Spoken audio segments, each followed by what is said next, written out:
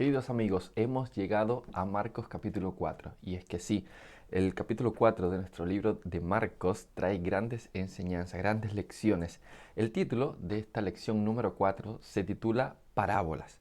Y parábolas son las que contiene principalmente el capítulo 4 del libro de Marcos. Y es lo que vamos a estudiar, es lo que vamos a ver. Son aproximadamente 5 parábolas.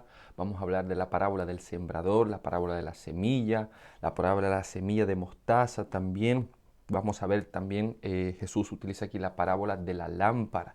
Impresionante, las parábolas tienen propósitos educativos, ¿sí? Jesús la utilizaba también como parte, ¿no?, de su didáctica para poder enseñar a aquellas personas que necesitaban ser instruidas, pero también para atraer a aquellos que en tal caso no entendían y querían entender con más profundidad las grandes enseñanzas y verdades de nuestro Señor Jesucristo, que de hecho los vamos a ver. El texto base para esta semana está en el libro de Marcos capítulo 4, versículo 24 y 25. Es interesante porque Cristo va a utilizar parábolas e imágenes orgánicas para poder ilustrar y hacernos entender las grandes verdades del reino de los cielos. Así que bienvenidos sean cada uno de ustedes, gracias por ser parte de nuestro canal, suscríbete, dale like, comenta, si tienes alguna duda, algún comentario, puedes dejarlo ahí para yo verlo, tal vez responder y bueno, seguir interactuando y ser parte de este compartir de la palabra de Dios, aquella que es espíritu y es vida, aquella que vino a revelar y a dar nuestro Señor Jesucristo para con cada uno de nosotros. Así que para poder pasar a la primera parábola, quiero que pasemos al día domingo, primer día de la semana. ¿Qué tiene para hablarnos el día domingo? El día domingo se titula La parábola del sembrador. ¿Sí? Quiero que nos podamos ubicar en el libro de Marcos, capítulo 4.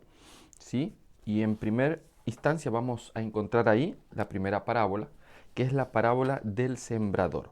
Vamos a poder extraer algunas enseñanzas de tan solo esta parábola, ya que en los versículos, o sea, esta parábola va desde el 1 hasta el versículo 9, pero a partir del 9 Jesús va a explicar esta parábola, pero antes de explicarla, que ya es el día lunes y el día martes donde vamos a ver su explicación, hay algunas enseñanzas que nosotros debemos de poder extraer con tan solo y en primera instancia de esta parábola del sembrador, ¿sí? ¿Qué es la parábola del sembrador? ¿De qué relata la parábola del sembrador? Tú la puedes leer, la podemos también leer aquí. Por ejemplo, mira, dice otra vez comenzó Jesús a enseñar junto al mar y se reunió alrededor de él tanta gente que estaba a una barca que estaba en el mar y se sentó mientras la gente se quedaba en la orilla. Y empezó ya en el versículo 3, dice entonces les enseñaba por medio de parábolas muchas cosas, les decía en sus enseñanzas. Y en primer lugar, él empieza utilizando una expresión, sí, un imperativo, y dice oíd. Y sigue el relato, el sembrador salió a sembrar. Y al sembrar aconteció que una parte cayó junto al camino y vinieron las aves del cielo y se la comieron. Otra parte cayó en pedregales, donde dice ahí no faltaba, donde no había mucha tierra y brotó pronto porque la tierra no era profunda. Pero cuando salió el sol se quemó y como no tenía raíz se secó. Otra parte cayó entre espinos y los espinos crecieron y la ahogaron y no dio fruto. Pero parte cayó en buena tierra y dio fruto, pues brotó, creció y produjo a 30, 60 y a 100 por uno. Entonces añadió, el que tiene oído para oír, oiga. Aquí, en primera instancia, nosotros vemos el día domingo, ¿sí? Al final del día hace una pregunta, ¿qué otras lecciones o qué lecciones espirituales podemos aprender de la naturaleza? Imagínate ahí, ¿no? Con Jesús. Y Jesús, como bien lo registra el libro de Marco, contaba las parábolas, utilizaba las parábolas para poder enseñar, ¿sí?, las grandes lecciones del reino de los cielos. Sabemos que Jesús era el Hijo de Dios, se había manifestado, se había encarnado y en esta instancia ya nosotros tenemos que recordar cómo Jesús venía manifestándose, cómo Jesús venía haciendo milagros, cómo Jesús venía dándose a conocer, ¿sí? Por la cura del paralítico, por expulsar demonios, así se venía manifestando Jesús. Ahora Jesús utiliza las parábolas para poder enseñar a sus hijos y también dar a conocer principalmente los principios del reino de los cielos. En primer momento, en primer acercamiento a esta parábola, ¿qué nosotros podemos aprender de esta parábola? Bueno, en primer lugar, yo creo que cuando nosotros vemos básicamente esta parábola, que son 4 terrenos, hay 3 terrenos donde esta semilla que el sembrador sale a sembrar no consigue lo que realmente quiere. Más en el cuarto terreno, finalmente, ¿qué pasó? Bueno, halló el terreno donde esta semilla pudo crecer, pudo desarrollarse y pudo obtener la cosecha que se esperaba. Si tal vez aplicándolo a un lenguaje más sí, cercano, contemporáneo, acerca de nosotros, podemos decir, mira, que el riesgo del fracaso es realmente, o si hay muchas probabilidades de fracasar. Pero a pesar de que hay muchas probabilidades de fracasar, como tal vez podemos ver en la parábola de los 4 terrenos, 3 ¿sí? significan fracaso, donde esta semilla no halló crecimiento, no halló fruto, también hay la posibilidad de poder triunfar, de poder tener éxito, de que los planes de Dios sean realmente una realidad. ¿Sí? Y es que Dios no conoce derrota, pero claro está que en medio de todo el esfuerzo, en este caso vamos en primera instancia de Dios, a todos los intentos que Él hace para poder salvar a la humanidad, en todos esos intentos muchas veces puede fallar. Por ejemplo, nosotros hemos visto y vimos la lección pasada cómo Jesús muchas veces intentó, persuadió, mostró y quiso tocar, alcanzar, entrar en el corazón y las mentes de su pueblo, de sus hijos. Pero nosotros vimos finalmente el pecado contra el Espíritu Santo, aquel que finalmente sí que no es perdonado y que aquel que se da cuando muchas veces Dios intenta y se manifiesta y obra, pero aquella persona no acepta, no cree y no va en pos, ¿sí? de lo que Dios quiere darnos a cada uno de nosotros. Entonces, pero finalmente nosotros vemos también con esta parábola que hay un éxito, hay un terreno donde la semilla crece y da fruto. Definitivamente, a pesar de que muchos tal vez puedan negar, puedan no creer, puedan dudar de lo que Dios hace o no, habrán algunos donde Él ha de hallar terreno, éxito y donde finalmente la palabra de Dios, sus principios se manifestarán y darán fruto para honra y gloria de Él. Así que en este mundo definitivamente el fracaso es una realidad y hay muchas probabilidades, pero eso no quita que el éxito también sea algo que Dios promete y que nos enseñe acerca de ello. Si tal vez otra lección tú puedes sacar de esta parábola en primera instancia, sería genial, puedes dejarlo también ahí en los comentarios. Ahora, Jesús explicó esta parábola. Jesús interpretó estas parábolas. Pero ¿qué pasó en medio de esa interpretación? ¿A quién le dio esta interpretación? ¿Qué quiere decir esta parábola? Según lo que Jesús explicó. Bueno, vamos a pasar al día lunes. Acompáñame al día lunes. ¿Sí? El día lunes se titula La interpretación de Jesús. ¿Sí? Y claro, cuando nosotros vemos la interpretación de Jesús, esto va desde el versículo 13 hasta el versículo 20. Ya nosotros vamos a encontrar aquí la interpretación de la parábola del sembrador. ¿Qué quiere decir? ¿Qué Jesús interpretó de esta parábola del sembrador? Bueno, en primera instancia nosotros vamos a ver ahí y podemos leer desde el versículo 13 y les dijo, ¿no entendéis esta parábola? ¿Cómo pues entenderéis todas las parábolas? El sembrador es el que siembra la palabra, ¿sí? ¿Cuál era la semilla? Bueno, se puede entender aquí que la semilla era la palabra. Así se traducía, así se debería entender, ¿no? La palabra. Y dice, los de junto al camino son aquellos en quienes se siembra la palabra. Pero después que la oyen, viene Satanás y quita la palabra que sembró en sus corazones. Es decir, aquel primer terreno que era el camino por donde la gente transitaba, ¿ya? ¿Qué es que estaba queriendo decir? Bueno, Jesús dice que son aquellos que escuchan la palabra, que oyen la palabra, pero ¿qué pasa? Ah, bueno, después que la oyen, viene Satanás y les quita la palabra que sembró en sus corazones. Es decir, imagínate una semilla, en este caso, ser sembrada en el camino por donde siempre algo transita. No hay un terreno preparado, no hay realmente un terreno donde la semilla pueda hallar lugar. Y definitivamente hay personas que podemos manifestar este terreno cuando escuchamos la palabra de Dios. No hay efecto, no causa transformación. Es como que, bueno, es una información más, pero definitivamente no hay, en tal caso, la palabra no haya lugar, ¿sí? No moldea, no logra hacer efecto en la vida de las personas. Entonces, ¿qué hace Satanás? Viene Satanás y ¿qué pasa? Roba la semilla. Recuerdas que los que sembraron junto al camino, como decía la palabra, vinieron los cuervos y se llevaron la semilla. Estas personas que tal vez sí no ven la palabra de Dios como una información más, bueno, simplemente la escucharon y ya no permitieron que esta palabra hallara cabida, lugar en ellos. ¿Qué pasa? ¿Qué hace el enemigo? Viene el enemigo y Satanás y se las lleva, ¿sí? Entonces este camino queda infructífero, no logra dar frutos. Entonces, en segundo lugar, mira lo que dice el segundo terreno. De igual modo, los que fueron sembrados en pedregales son los que al oír la palabra, al momento la reciben con gozo. Mira este terreno, pero no tienen raíz en sí y no se mantienen firmes. Por eso, cuando viene la tribulación o la persecución por causa de la palabra, tropiezan. Este es otro terreno.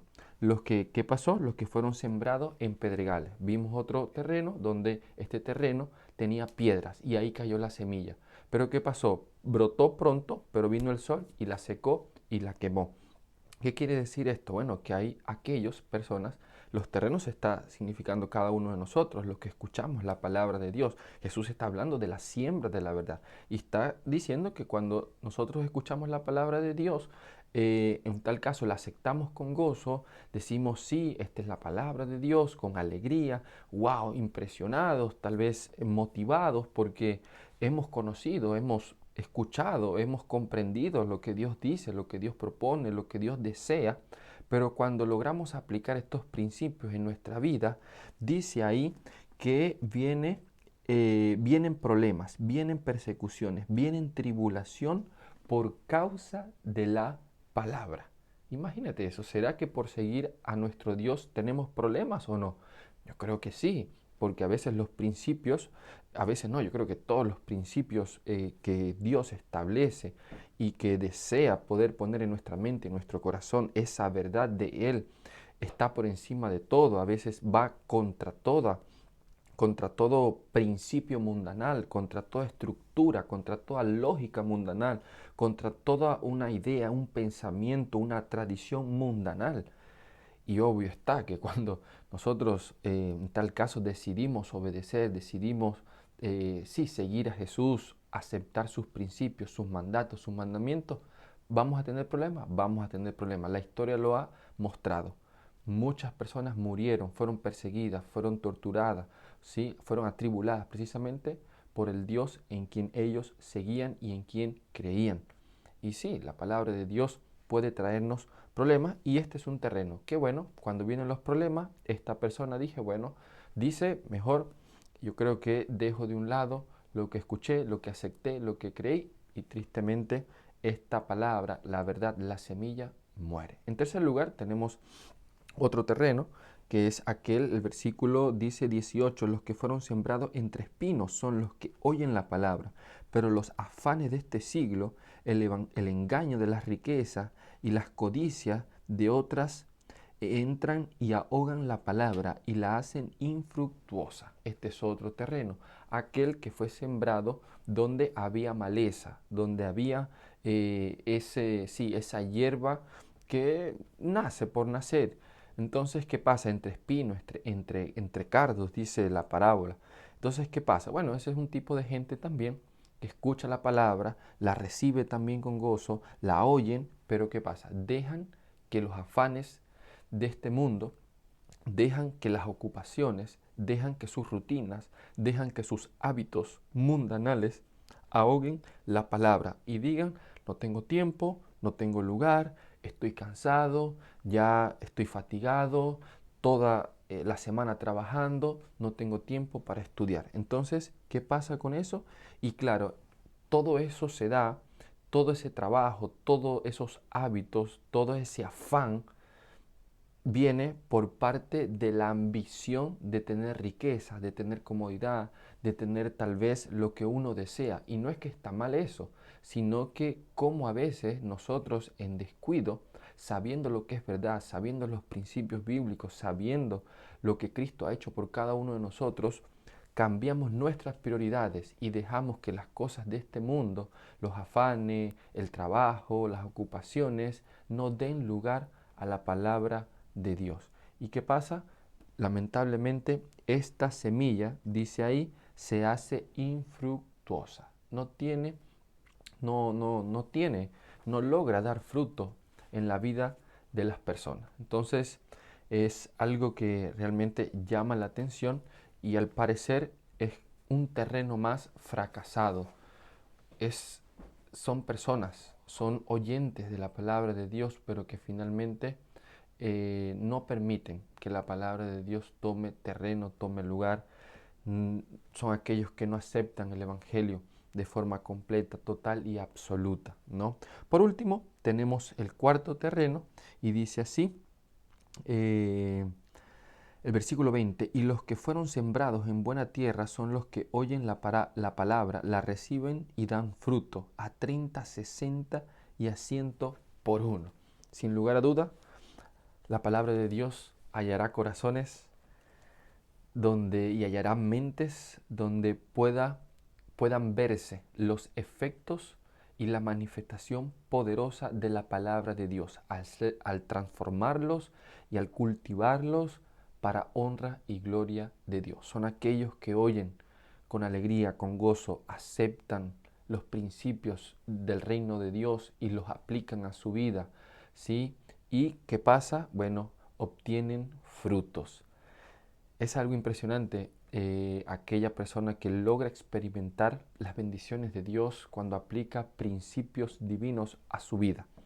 Y aquí nosotros vemos que definitivamente hay personas que escuchan y están siempre preparadas, están, como dice la mies, está ya preparada, pero ya está madura, pero los obreros son pocos. Bueno, la mies, hay personas que ya están listas para recibir el Evangelio y en medio de eso dar frutos para honra y gloria de Dios. La palabra de Dios tendrá éxito y tiene éxito. Y es algo que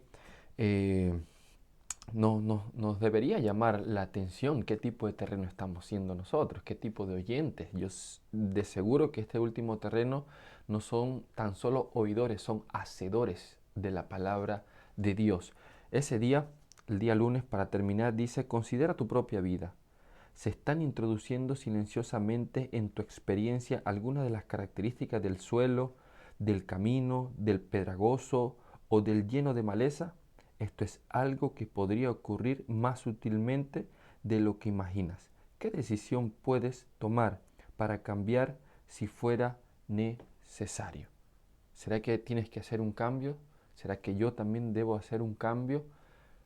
De hecho, es una lección para nosotros examinarnos y realmente ser aquellos terrenos donde permitamos que la palabra, los principios de Dios, la verdad, su verdad, nos santifique, nos transforme, nos cambie, moldee y rija cada una de nuestras vidas. Ahora, ¿sabes qué? Esta interpretación, esta enseñanza que se le dio a esta parábola, Jesús no se la dio a aquellos a quienes él había dado la parábola en sí. ¿A quienes Dios le reveló esta interpretación? ¿A quienes Dios le dio esta interpretación? Vamos a pasar al día martes para poder comprender los versículos del 10 al 12 y ver a quienes Jesús les interpretó esta parábola que ya nosotros la hemos visto. Pasemos al día martes. El día martes dice la razón de ser de las parábolas y va desde el versículo 10 hasta el versículo 12 del capítulo 4, ¿no? ¿Cuál es la razón de ser de las parábolas? ¿Será que tienen algún propósito? Yo quiero que podamos leer, porque de hecho, nosotros ya lo hemos visto en la lección pasada, hay una figura literaria, hay un recurso literario que se llama el sándwich, que ya lo vimos, que es aquella donde se empieza con algo, que puede ser el pan de arriba, ¿sí? En medio de eso surge otro acontecimiento y luego se termina con el primer acontecimiento que se empezó, que eso es la figura literaria del sándwich. Nosotros aquí vemos la misma aplicación, el mismo recurso que Marcos utiliza para ello. Él contó la parábola y relató Jesús la parábola. Ese puede ser el pan de abajo. Después nosotros vamos a encontrar del versículo 10 al versículo 12, ya que es la hamburguesa del pan. Y el pan que va arriba para completar el sándwich es la interpretación de la parábola que ya lo vimos. Ahora vamos a la hamburguesa de este sándwich que ya lo vimos la semana pasada. Es el centro teológico, la enseñanza central de esto que Jesús está hablando, en este caso de la parábola del sembrador. ¿Qué dicen estos versículos? Del versículo 10 hasta el versículo 12 dice, cuando quedó solo, los que estaban cerca de él con los 12 le preguntaron sobre la parábola. Eso quiere decir que él contó la parábola, dijo el que tiene oído oiga, pero hasta ahí quedó su relato. ¿Y qué pasó con sus discípulos? Ah, bueno, que cuando quedó solo, estos no habían entendido y se le acercaron los 12 y le preguntaron sobre la parábola y les dijo, a vosotros os he dado a saber el misterio del reino de Dios, pero a los que están fuera, por parábolas, todas las cosas, para que viendo vean y no perciban, y oyendo oigan y no entiendan, para que no se conviertan y les sean perdonados los pecados. ¿Sabes? Jesús sabe las intenciones, Jesús conoce. Nuestro Dios lee nuestros pensamientos y también conoce nuestras intenciones con las que nos acercamos a Él. Si es con una sinceridad o si es tal vez por una mera curiosidad. Y podemos decir aquí que para los curiosos hay parábolas, pero realmente para aquellos que definitivamente quieren saber y conocer y se acercan a Dios con la disposición de poder conocer la verdad para aplicarla a su vida y no por una mera curiosidad para ver si realmente es caliente o es fría o no, si es que me puede agradar o no. Bueno, las parábolas existen. Y claro está que cuando en medio de las parábolas, al no entender, eso permite que también se vea o se haga visible el deseo que hay en nuestros corazones. Por ejemplo, si tú leíste algo de la palabra de Dios, si tú escuchaste algo de la palabra de Dios y no entendiste, ¿qué hiciste? ¿Te quedaste simplemente ahí en la incomprensión o decidiste o dijiste, no, yo no entendí? A pesar de que escuché, me pareció bien, pero no entendí. Entonces voy a buscar a alguien que me ayude a entender. Voy a orar más para comprender. ¿Será que Dios no ve eso de cada uno de nosotros? De hecho que sí. Y por eso que nosotros vamos a ver aquí que la razón de la parábola precisamente era para eso, para mostrarnos el deseo que Dios tiene, uno, de hacernos más próximos a Él, de hacernos más íntimos, de darnos a conocer sus principios, de darnos a conocer sus verdades, pero que también esto debía darse en intimidad, en sinceridad para con Él, ¿sí? Así que, ¿sabes? Ese día martes termina diciendo, la verdad es la idea dominante de la parábola del sembrador. Cada Dice aquí, cada cual decide qué tipo de suelo será. Todos deciden por sí mismos si se entregarán o no a Jesús. En última instancia, cada uno de nosotros elige. Y es por eso que en medio de, de, de, de, de esta enseñanza, ¿no? De esta parábola del sembrador, Jesús desea que nosotros podamos ser esos últimos terrenos, ese terreno número 4, donde la palabra halló cabida, donde la palabra halló lugar en la mente, en el corazón. Y aquí lo vemos. ¿Quiénes fueron esos? Los discípulos que se acercaron, que no solamente, wow, se quedaron impresionados, tal vez recibieron la palabra con gozo, sino que se acercaron más allá. Explícanos, Jesús. Y ahí la palabra encontró significado, encontró interpretación, encontró ese, esa comprensión de la verdad bíblica, de las verdades del reino de Dios. Y definitivamente cuando tú ves la vida de los discípulos, son vidas para poder ver que fueron vidas, que fueron esos terrenos fructíferos, ¿sí? Donde la palabra pudo dar y hallar, dar frutos y hallar cabida. Pasemos al día miércoles. Hay otra parábola que Jesús también cuenta en medio de en medio de este mismo hilo. El día miércoles se titula La lámpara y la cesta. Y hay dos partes porque va desde el versículo 21 hasta el versículo 25. Y él va a utilizar dos imágenes aproximadamente para hablar acerca de ello. La primera dijo el versículo 21, dice, también les dijo, ¿acaso se trae la luz para ponerla debajo de una vasija o debajo de la cama? ¿No es para ponerla en el candelero? Pues bien, nada hay oculto que no haya de ser manifestado, ni escondido que no haya de salir a la luz. Si alguno tiene oídos para oír, oiga. Y el versículo 24 dice, les dijo también, prestar atención a lo que oís, porque con la medida con que medís, os será medido, y aún os añadirá a vosotros los que oís, porque el que tiene, se le dará, pero al que no tiene, aún lo que tiene, se le quitará. Aquí nosotros, en pocas palabras, podemos ver y podemos aprender cómo nosotros reaccionamos frente a la palabra de Dios o frente a la verdad, o cómo nosotros deberíamos poder reaccionar frente a ella, sí, esa dinámica que tiene la palabra de Dios o cuando es hablada. En primer lugar, nosotros vemos aquí que Jesús utiliza una imagen. ¿Acaso se trae la luz para ponerla debajo de una vasija o debajo de la cama? Él dice, ¿no es para ponerla en el candelero? Pues bien, nada hay oculto que no haya de ser manifestado.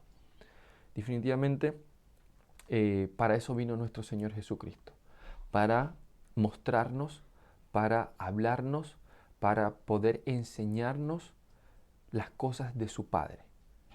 Jesús era Dios y en Él se manifestó y se reveló lo que tú y yo necesitamos conocer para poder obtener salvación. A veces nosotros nos quedamos, queriendo saber cosas que no nos incumbe o que tal vez no son provechosas. Y por muchas veces caemos en la especulación. Pero déjame decirte que Jesús ha traído luz, ha revelado la luz. Y la luz es la vida de cada uno de nosotros, la verdad, la palabra de Dios. Ahora, ¿dónde hemos nosotros de poder poner esa luz?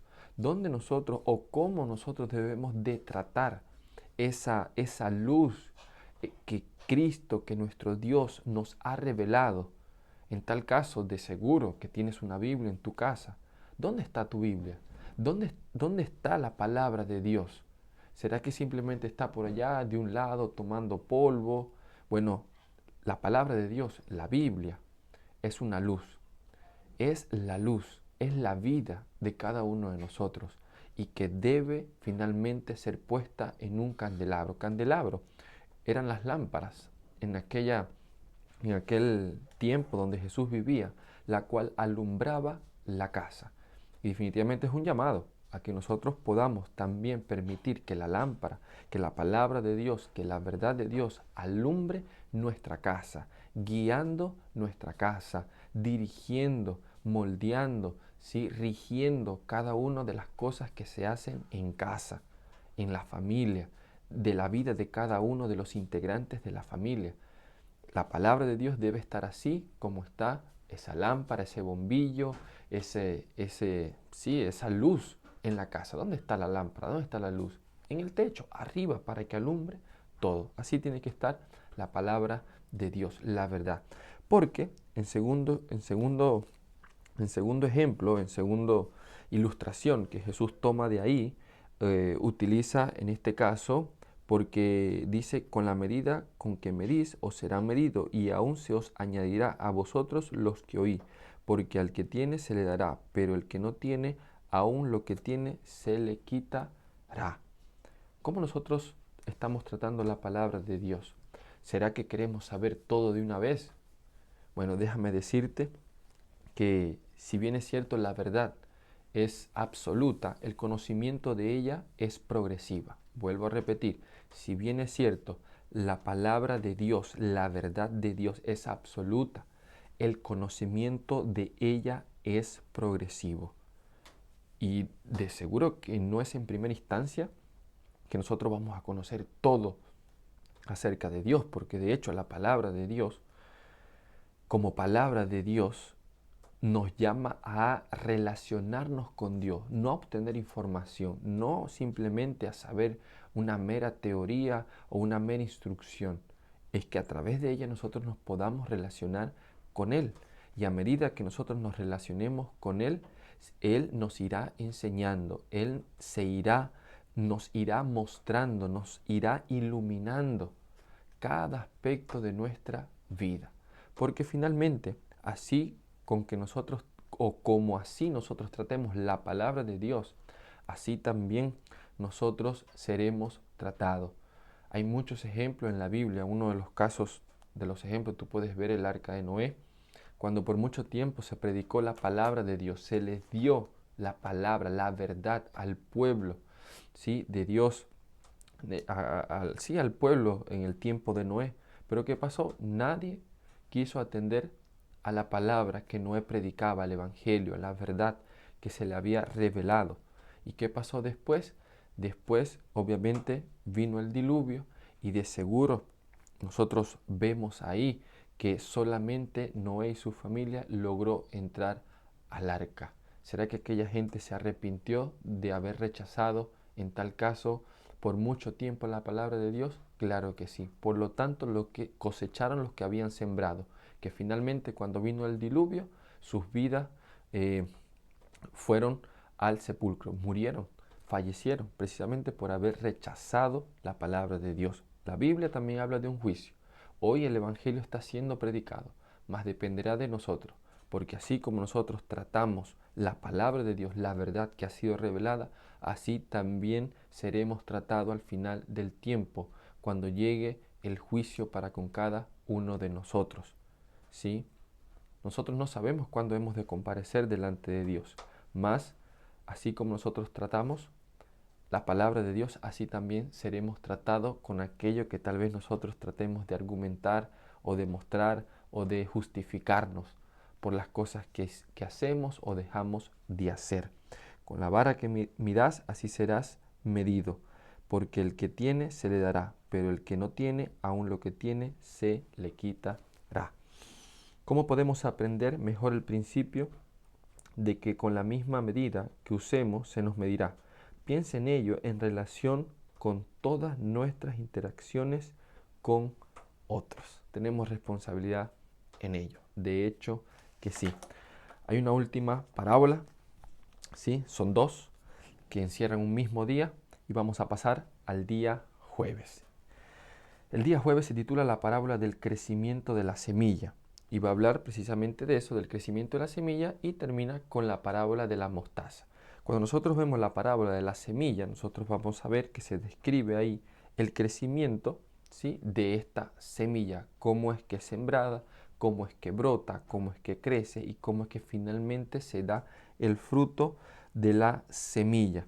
Y en segundo lugar, nosotros encontramos la parábola de la mostaza, que es aquella semilla diminuta, tal vez imperceptible, en la cual es sembrada, pero ¿qué pasa? Que cuando crece es uno de los mayores árboles, donde crece esplendoroso y que dice la palabra de Dios que inclusive los pájaros hacen nido en este árbol.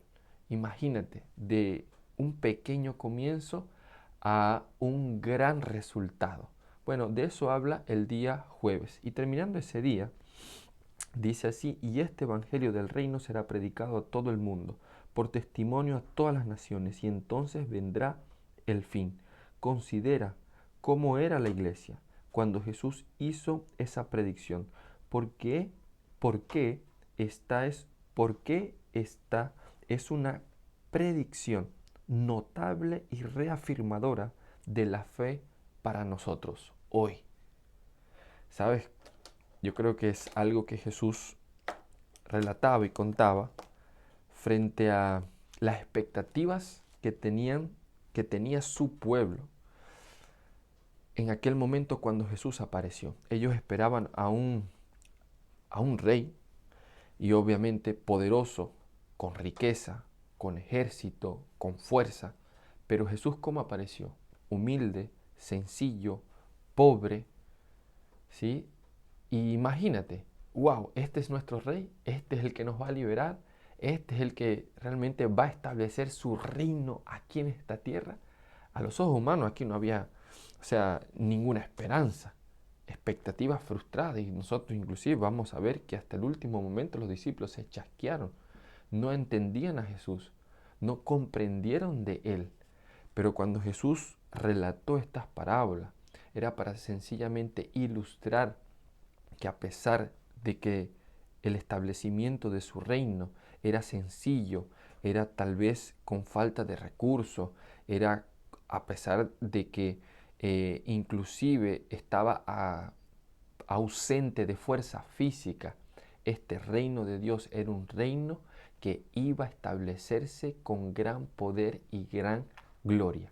Así como crece la semilla, se siembra en la tierra de manera oculta, de manera que nadie la percibe, de manera que nadie la ve. Pero ¿qué pasa? Crece y da fruto. De la misma manera, la semilla de mostaza ilustra el, los pequeños comienzos del Evangelio, del reino de Dios en esta tierra, pero cómo finalmente llegará a ser. Fíjate que hoy el cristianismo es la religión, ¿no? Que la número uno a nivel mundial, que tiene más adeptos. Imagínate en aquel momento, ¿no? ¿Qué esperanza se debería ver para el cristianismo? ¿Qué habría de ser del cristiano, ¿no? De los cristianos. ¿Será que realmente iba a ser una religión y realmente los principios divinos? ¿Será que el reino de Dios iba a establecerse como Él lo había prometido? Bueno, aquí está una parábola para ilustrarnos el poder que tiene la verdad, de poder, a pesar de manera imperceptible, ir trabajando en nuestra mente y en nuestro corazón de tal manera que se vean los frutos para honra y gloria de Dios. No dudes del poder de la palabra de Dios, la cual es viva, es eficaz, que penetra, que discierne los pensamientos y que puede llegar a transformar cada una de nuestras vidas. Hemos llegado ya al final de esta semana y de la lección número 4. El día viernes hay algunas preguntas para dialogar, hay algunas declaraciones que yo quiero poder leer que refuerzan cada una de estas enseñanzas que hemos precisamente estudiado y comprendido a través de estas 5 parábolas. La primera de ellas dice así: la verdadera santidad es integridad en el servicio a Dios. Esta es, dice, la condición de la verdadera vida cristiana. Cristo pide una consagración sin reserva, un servicio indiviso. Pide el corazón, la mente, el alma, las fuerzas. No debe agradarse al yo. El que viva para sí no es un cristiano. Y es a partir de la mente, del corazón, donde los principios de Dios empiezan a trabajar, porque es de adentro hacia afuera el poder que tiene el Evangelio o la dinámica que tiene el Evangelio de poder trabajar en las vidas de los seres humanos. Es como aquella mujer adúltera, samaritana, cuando Jesús se encontró. Dice que el que beba de esta agua, dice que se convertirá en una fuente de vida para vida. Es decir, una vez que ella aceptó, creyó en la palabra de Dios, en el Evangelio de nuestro Señor Jesucristo, ella y su mente y su corazón se convirtió en ¿qué? En una fuente que saltaba, que era de adentro hacia afuera. A veces nosotros quedamos, ¿no?, esperando y pensando que la dinámica es de las cosas exteriores para nuestro interior, y definitivamente que no. Dios no trabaja así. Dios trabaja a partir de nuestra privacidad, de nuestro cuarto, cuando oramos en lo oculto, en nuestra mente, en nuestro corazón, ahí con su palabra, con sus principios, de manera que en público podamos ser recompensados y su nombre también sea glorificado. Hay otra declaración el día viernes que dice así: el amor debe ser el principio de la acción. El amor es el principio fundamental del gobierno de Dios en los cielos y la tierra, y debe ser el fundamento del carácter del cristiano. Solo esto puede hacerlo y mantenerlo estable. Solo esto puede habitarlo para resistir la prueba, y dice así, la tentación. Si hay algo que nos debe motivar, es el amor.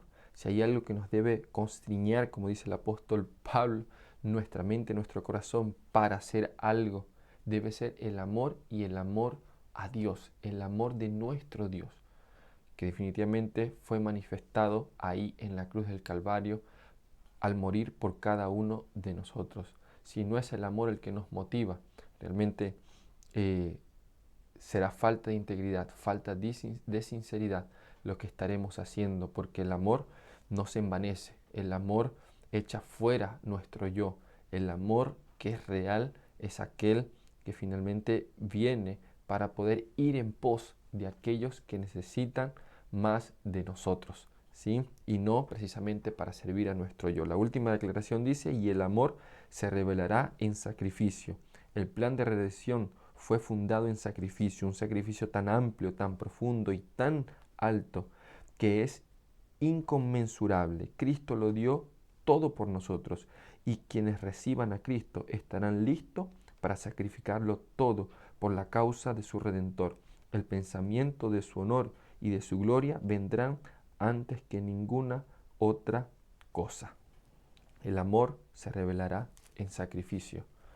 ¿Tú sabes lo que costaba ser un sembrador? Lo que costaba el sustento diario en aquel momento era mucho, porque las ciudades eran amuralladas, y normalmente una persona, cuando iba a sembrar, tenía que salir de esa ciudad amurallada y se exponía a los enemigos, a las fieras, al peligro. Pero a pesar de todo ello, el sembrador tenía que ir a sembrar para poder traer el pan para su casa. Nuestro Dios se encarnó, ¿sí?, y vino a nosotros, se reveló, poniendo en peligro su vida, ¿sí?